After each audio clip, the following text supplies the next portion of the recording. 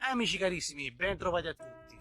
Oggi ci troviamo in provincia di Foggia, esattamente nel comune di Piccari, che vedete alle mie spalle. Vi porterò in giro un po' all'interno del piccolo paesino, ma restate collegati e soprattutto vi consiglio di vedere il video fino alla fine perché ci inoltreremo nell'area paesaggistica e naturalistica di questo territorio.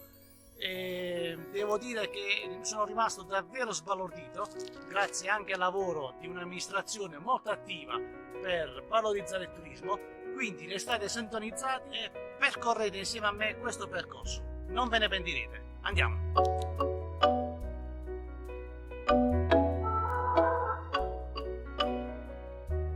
Sono quasi all'ingresso di Piccari, partiremo dalla torre bizantina che si vede da lontano. Mi trovo adesso esattamente nel centro storico di Piccari, vicino alla torre bizantina. Dovete sapere che Piccari, come un po' tutte le realtà della provincia di Foggia, ha vissuto il suo maggior sviluppo, il suo maggior splendore nel periodo di Federico II. Questa fortezza, alta ben 23 metri, veniva utilizzata come vedetta e controllo di tutto il territorio della Dauna. Adesso percorriamo qualche stradina del centro storico per farvi notare la particolarità e la bellezza di questo piccolo borgo di Piccari con le sue stradine. La sua caratteristica è proprio quella di essere composta da tanti viottoli, tante stradine come questa che state visionando adesso e sto percorrendo, dove c'è davvero un senso di pace e relax, si riesce a rivivere la tranquillità di un tempo e soprattutto i profumi di un tempo. Adesso, prima di dirigerci verso la chiesa di Santa Maria Assunta, volevo mostrarvi questa piazza che mostra un magnifico panorama sempre del Tavoliere. Vedete che spettacolo? Ecco, adesso entriamo all'interno dell'arco del centro storico che porta verso la chiesa di Santa Maria Assunta. Piccari è una tappa che rientra nel turismo slow, nel turismo lento, ed è proprio qui che io voglio investire, nel creare un turismo alternativo. Per questo è nato il canale YouTube I Viaggi di Mario White. Ecco, adesso visioniamo la chiesa di Santa Maria Assunta da vicino,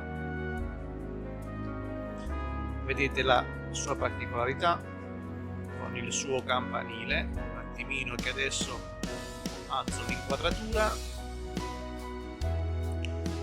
Ecco qui, questa è la chiesa di Santa Maria Assunta. Invece adesso ci troviamo all'interno di una parte boschiva. Vi mostro la bellezza di questo parco avventura, un'area dedicata al relax e al divertimento, soprattutto per i piccini. Vi dico che è davvero molto organizzato. Vediamo nel dettaglio la bellezza di quest'area naturale. Prima di partire facciamo una bella inquadratura della tabellonistica del parco avventura. Vedete le attrazioni varie che ci sono e adesso andiamo a vedere il parco avventura. Prima di entrare nel dettaglio del parco avventura voglio spiegarvi meglio perché creare un turismo alternativo. Il turismo alternativo è un turismo che permette di vivere un viaggio diverso dal solito. Ecco perché deve diventare un nuovo modo di viaggiare per aiutarci a conoscere culture, territori e soprattutto i gusti di un territorio e le persone. Adesso entriamo nel vivo. Questo è l'ingresso del parco avventura, dove ci sono il parco giochi per i piccini. Vedete che spettacolo! Questa invece è una delle magnifiche aree picnic presenti qui all'interno del bosco di Piccari. E la particolarità di quest'area è quella di concedersi una giornata in totale relax. Infatti le casette che vedete all'ingresso hanno anche un servizio di fornitura di cestino da picnic. Adesso inoltriamoci all'interno del bosco ed ecco subito il primo particolare, una sorgente borbonica. frattempo che passeggiamo, ritornando all'area picnic, è possibile con soli 5 euro avere un cestino per l'area picnic. All'interno di questo cestino ci troviamo pane, pomodorini, mozzarella, salami, dolci della casa, frutti rigorosamente del posto. Stiamo percorrendo la strada per raggiungere le varie attrazioni di Parco Avventura e soprattutto la particolarità delle casette dove è possibile dormire durante il periodo di apertura del Parco Avventura. Ecco, questo è il primo punto. In fondo vedete il megafono, questa è un'area dove vengono svolti gli eventi musicali e non solo.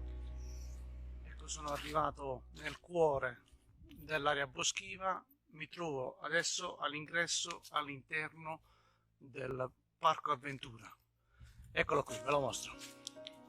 Come potete visionare da voi anche con le inquadrature che faccio adesso, è un posto ideale per fare trekking, cavalcare, andare in bici. Poi all'interno di questo Parco Avventura ci si può cimentare anche in questi percorsi alternativi che state visionando adesso. Ci sono laboratori didattici, naturali per i più piccini, si può imparare a tirare con l'arco, effettuare delle prove di orientering che insegna ad orientarsi, semplicemente utilizzando una cartina topografica e una bussola. E non vi ho detto che c'è anche la presenza di una teleferica da 90 metri per regalarvi una sensazione del volo libero, una discesa veloce. Adesso siamo nel cuore del parco, vedete?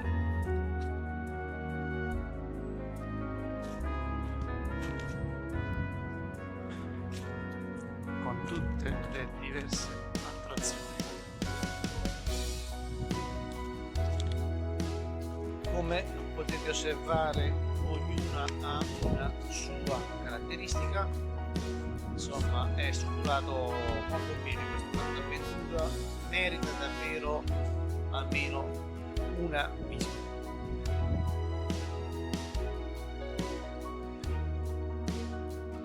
Queste che vedete adesso sono altre attrazioni più per adulti. Dopo aver osservato l'interno del Parco Avventura, adesso ci stiamo dirigendo alle casette dove è possibile, durante il periodo di apertura del Parco Avventura, pernottare durante la notte in mezzo al bosco. Si trova a distanza circa 200 metri dall'attrazione del Parco Avventura. Eccoci qui, siamo arrivati. Eccoci qui all'ingresso del Bed 3. Ecco le casette. Allora, queste casette sull'albero possono ospitare fino a 4 persone, considerando una famiglia di 2 adulti e 2 bambine. Ce ne sono all'interno 1, 2, 3 e 4. Come potete osservare e guardare intorno, siamo all'interno dell'area boschiva del comune di Picri. Amici, siamo usciti dall'area del Parco Avventura. Adesso mi raccomando, restate incollati sullo schermo, non lasciate questo video perché ci sono ancora un paio di sorprese davvero belle da osservare per fare di questa tappa una tappa davvero rilassante. Seguitemi e potete osservare questo posto magnifico. Giro la camera.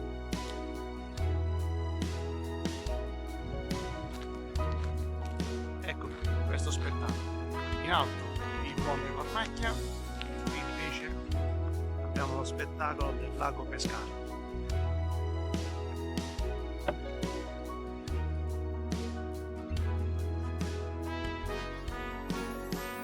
Vedete che area naturalistica